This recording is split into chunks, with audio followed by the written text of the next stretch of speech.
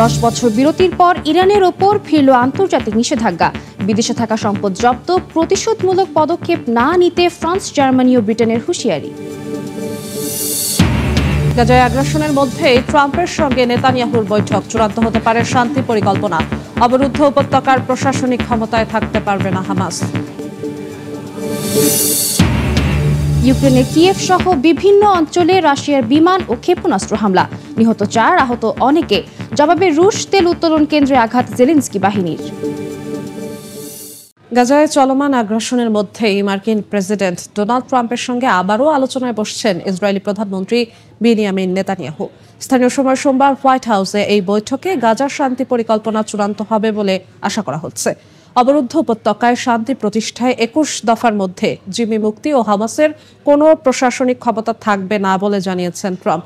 এদিকে সাবেক ব্রিটিশ প্রধানমন্ত্রী টনি ব্লেয়ারকে গাজার অস্থায়ী প্রশাসনের প্রধান করার খবরে তীব্র প্রতিক্রিয়া জানিয়েছে হামাস।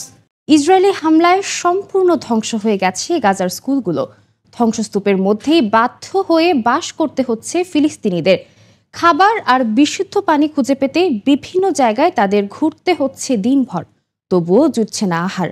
ফ্রান্সের পররাষ্ট্রমন্ত্রী বলেছেন, ইসরায়েলের বর্তমান নীতি তার নিজ নাগরিক এবং গাজার বন্দীদের জন্য বিপজ্জনক।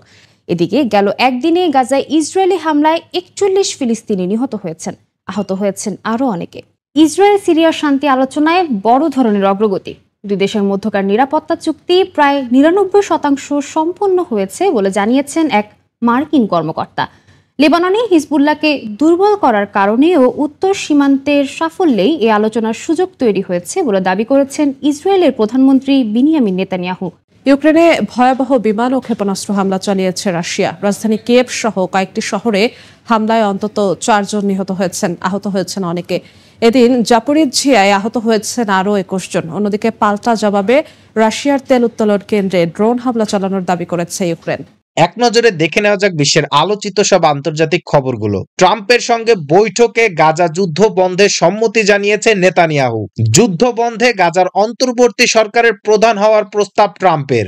এবং এবার কাতারের কাছে ক্ষমা চাইলেন নেতানিয়াহু।